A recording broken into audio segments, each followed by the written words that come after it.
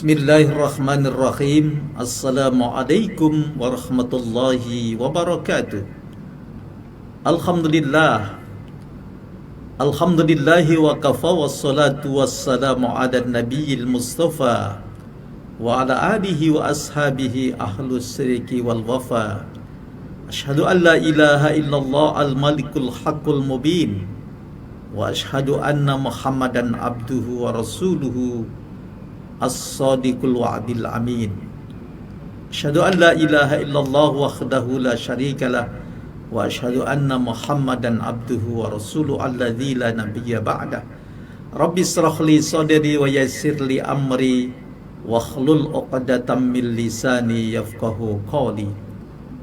Saudaraku yang dirahmati oleh Allah rahimakumullah, alhamdulillah atas rahmat Allah Subhanahu wa taala kita masih diberikan rahmat, hidayah, ma'unah, karunia, kesehatan dari Allah Subhanahu wa taala.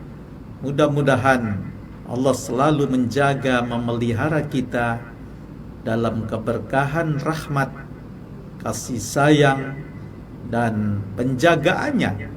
Dan mudah-mudahan Allah selalu memampukan kita untuk menjalankan agenda dan aktivitas keseharian serta beribadah dengan penuh konsisten. Tema kajian tematik kita pada malam hari ini adalah 7 faktor untuk meraih kemenangan. Bapak Ibu Saudara sekalian yang mulia rahimakumullah, berpijak kepada Al-Quran surat Hud ayat 112, Allah Subhanahu wa taala berfirman, A'udzubillahi minasyaitonir rajim. Bismillahirrahmanirrahim. Fastaqim kama umirta wa man taba ma'aka wa la tadghaw innahu bima ta'maluna basir. Fastaqim kama umirta, maka istiqomahlah kalian sebagaimana diperintahkan.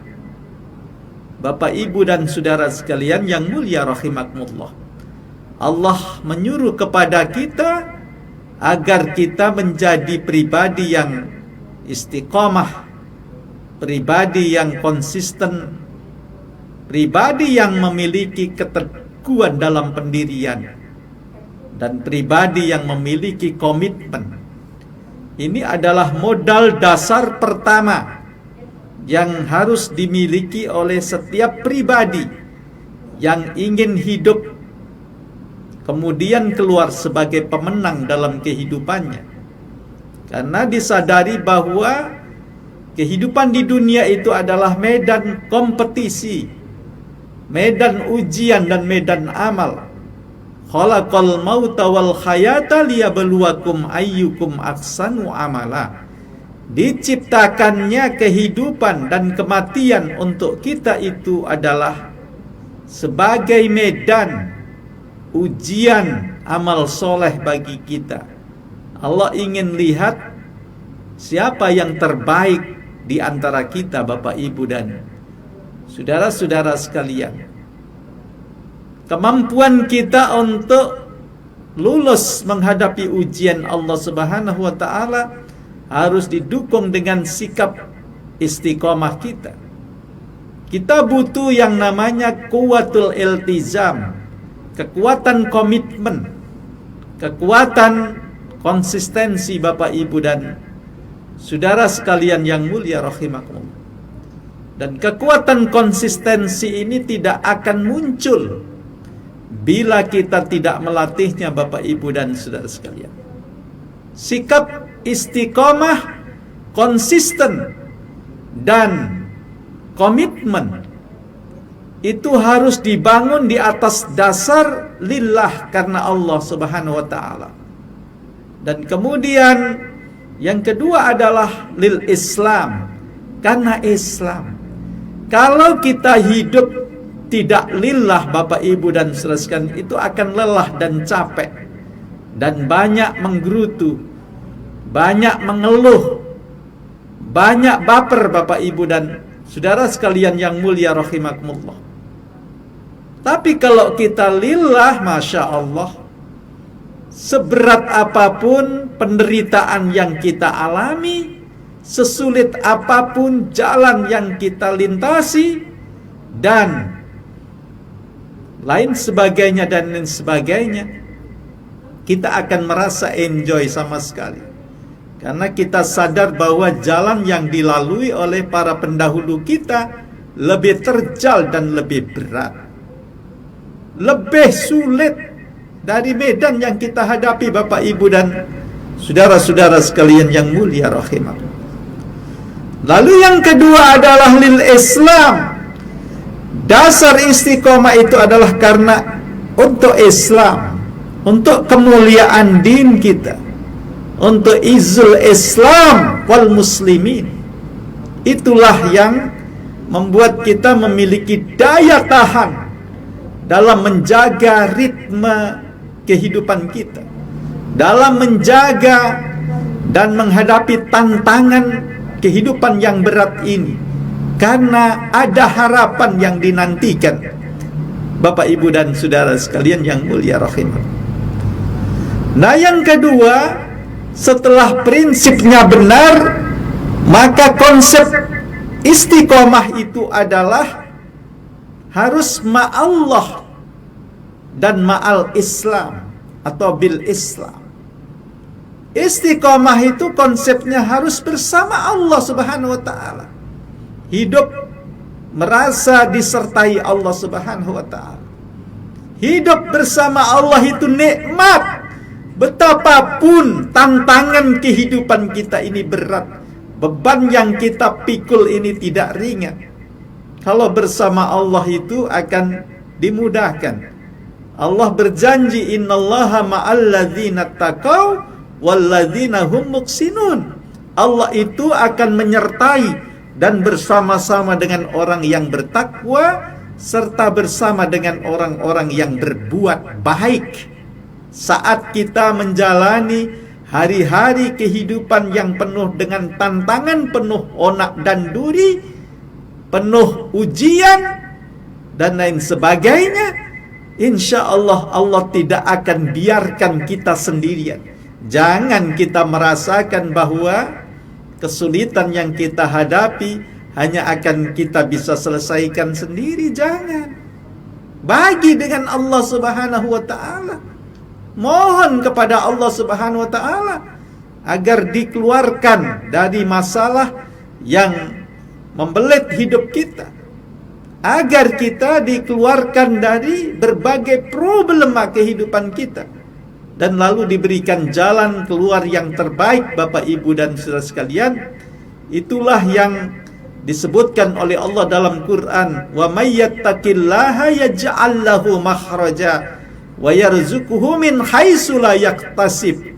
Siapa yang bertakwa kepada Allah diberikan jalan keluar dalam hidup ini ketika kita dihadapkan masalah yang pelik. Dan yang luar biasa, Allah bilang wa yarzuquhu min haitsu la yahtasib, dan Allah akan berikan rizki yang banyak kepada kita. Nah, yang ketiga dalam masalah istiqomah ini, selain dasarnya penting, dan yang kedua tadi adalah konsepnya jelas, yang ketiga istiqomah itu membutuhkan tujuan atau ghayah. Apa tujuan istiqomah, Bapak Ibu dan saudara sekalian? Tujuannya adalah ilallah dan ilal Islam. Tujuannya adalah kepada Allah dan kepada Islam, Bapak Ibu dan saudara sekalian. Tujuannya jelas bahwa seluruh aktivitas kita, seluruh ibadah kita, pengabdian kita, kontribusi kita, kita tujukan kepada Allah dan kepada Islam. Insya Allah dengan jelasnya tujuan itu akan merangsang kita untuk senantiasa kontinu dan konsisten dalam menjalankan agenda-agenda harian kita, walaupun kita merasa tidak mungkin. Tapi kalau kita terus bekerja, berbuat sesuatu yang kita anggap tidak mungkin, itu menjadi mungkin. Begitulah kuwatul iltizam harus ada pada setiap kita. Yang kedua, Bapak Ibu saudara sekalian, kita harus punya kekuatan yang kedua yang disebut dengan kuwatul minhaj. Seperti dalam ayat tadi, kama umirta, itu turunannya adalah kuwatul minhaj atau kekuatan kuwatul manhaj, kekuatan metodologi dan kekuatan konsep. Pada setiap kita itu harus punya manhaj dan konsep hidup yang jelas.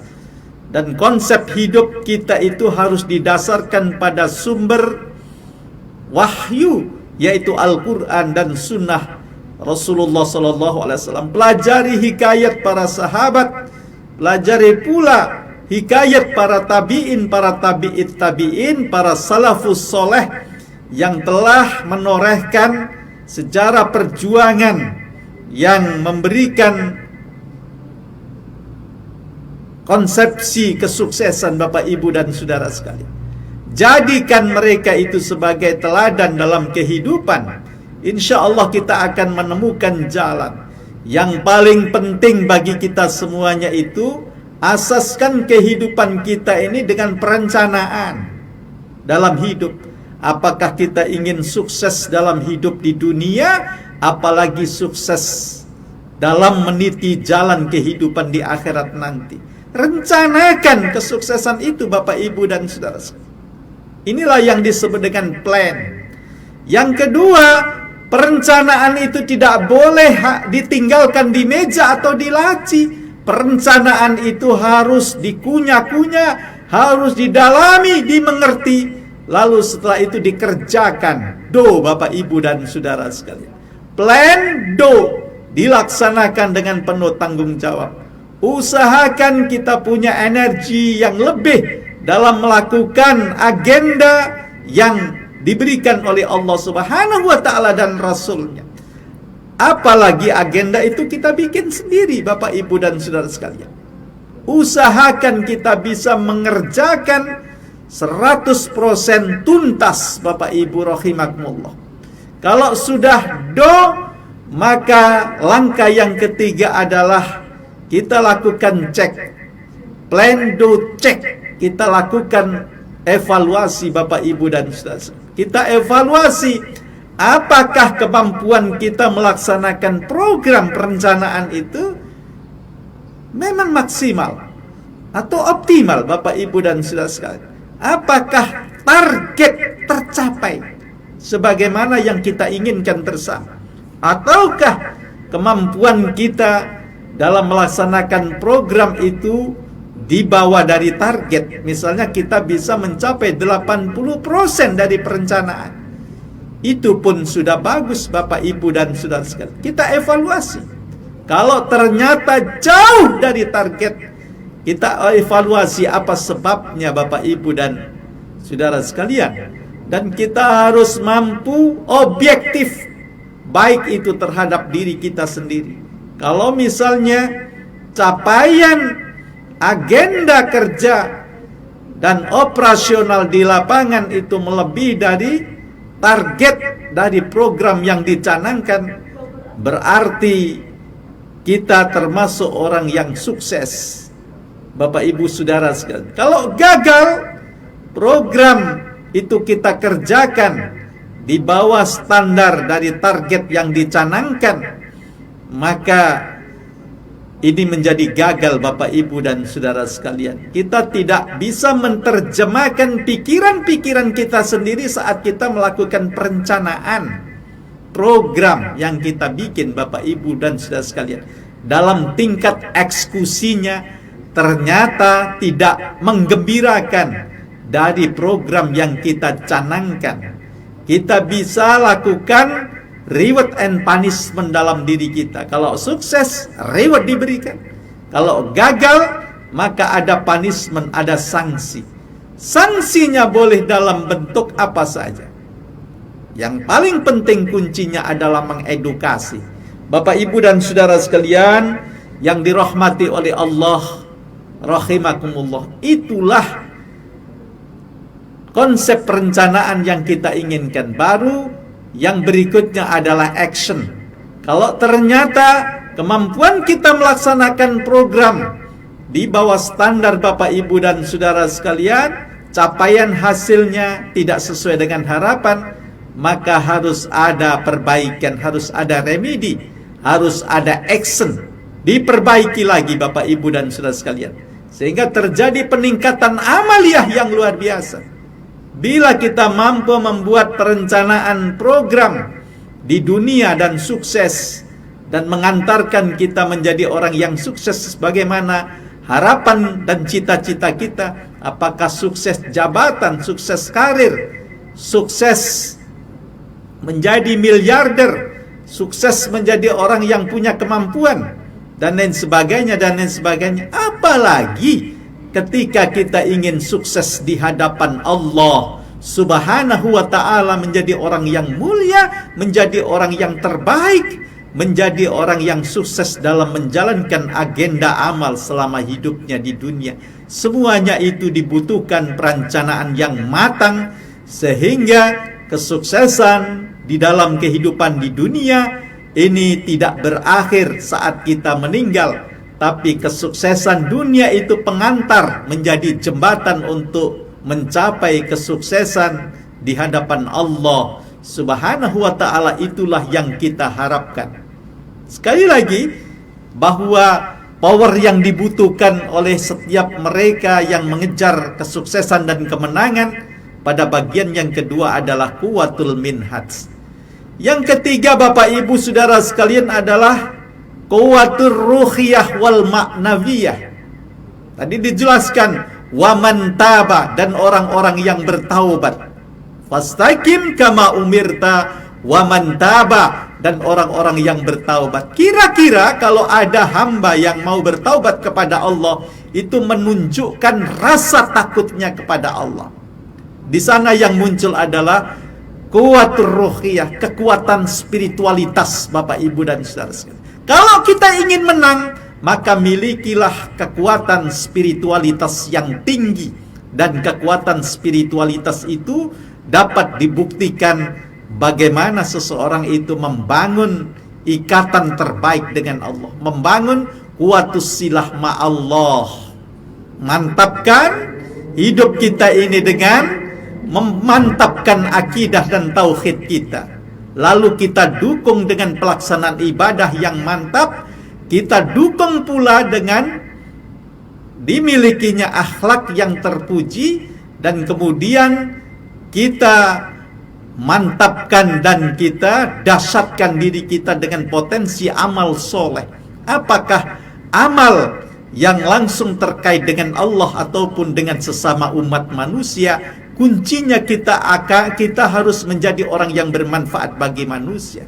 Dan faktor yang kedua yang bisa diturunkan dari waman taba adalah dimilikinya kekuatan maknawiyah, quwwatul maknawiyah. Jadi kekuatan iltizam kita sudah punya. Yang kedua, kekuatan konsep kita miliki. Kemudian yang ketiga, quwwatur ruhiyah, kekuatan spiritualitas. Maka yang keempat adalah kekuatan maknawiyah, kekuatan emosionalitas.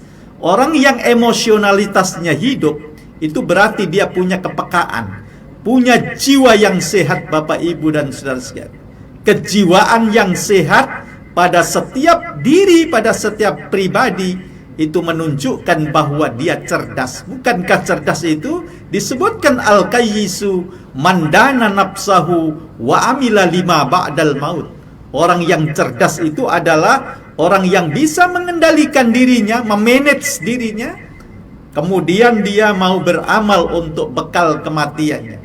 Wa man taba adalah gambaran dari dimilikinya power atau kekuatan spiritualitas dan kekuatan mentalitas. Maka bersama dengan engkau bisa diturunkan pentingnya kita memiliki quwwatul jamaah, kekuatan jaringan, kekuatan jamaah Bapak Ibu dan saudara-saudara sekalian yang mulia rahimakumullah. Kita harus mampu membangun jaringan dakwah. Kita harus mampu membangun jaringan yang bisa mendekatkan diri kita kepada Allah dengan umat manusia. Bukankah ini inti daripada dakwah Bapak Ibu dan saudara sekalian yang mulia rahimakumullah? Yang Berikutnya yang keenam, dari maka itu bisa diturunkan perlunya kita memiliki apa yang disebut dengan kuwatul jamaah wa kuwatul ukhuwah, Bapak Ibu dan saudara sekalian. Jadi pada bagian yang keenam kita harus memiliki kuwatul ukhuwah, kekuatan persaudaraan. Dan persaudaraan yang diinginkan adalah persaudaraan yang dibangun karena mencintai Allah Subhanahu wa ta'ala. Persaudaraan yang dibangun karena mencintai Allah itu akan mendasarkan potensi diri kita. Maka pada bagian yang terakhir adalah wala tadghaw, jangan melampaui batas. Betapa wala tadghaw itu bisa diturunkan, pentingnya kita memiliki kuwatul intibat, kekuatan disiplin, Bapak Ibu dan saudara sekalian. Dan disiplin itu adalah faktor yang bisa menopang dan mendukung bagi tercapainya kemenangan, Bapak Ibu dan saudara-saudara sekalian yang mulia rahimakumullah. 7 faktor ini, yaitu yang pertama adalah kuwatul iltizam, kuwatul minhaj, kuwatul ruhiyah, wa kuwatul ma'nawiyah, kuwatul jamaah, wa kuwatul ukhuwah. Kemudian yang terakhir adalah kuwatul indibat, adalah faktor yang menjadi penentu bagi tercapainya kemenangan. Bapak Ibu dan saudara-saudara sekalian yang mulia rahimakumullah, kalau ini kita miliki, maka insya Allah perubahan yang besar akan terjadi dalam kehidupan kita. Dan bahkan kita akan mampu mengoptimalisasi amal yang Masya Allah, yang mantap. Dan amal ini akan kita persembahkan di hadapan Allah Subhanahu wa ta'ala. Apakah kita pengen dilihat Allah atau tidak? Tetapi Allah Subhanahu wa ta'ala maha memonitor, Allah maha melihat. Allah mengatakan innahu bima ta'maluna basir. Allah Subhanahu wa ta'ala maha memantau, memonitor semua apa yang kita kerjakan dalam kehidupan di dunia. Demikianlah ceramah yang saya bisa sampaikan dalam kesempatan ini. Mudah-mudahan rahmat Allah bersama dengan kita semuanya, dan mudah-mudahan Allah selalu menjaga dan melindungi kita sekalian untuk selalu istiqomah di jalannya, jalan yang menjanjikan kenikmatan surgawi. Hadanallahu wa iyyakum ajmain. Billahi taufiq wal hidayah wa birridha wal inayah. Assalamu alaikum warahmatullahi wabarakatuh.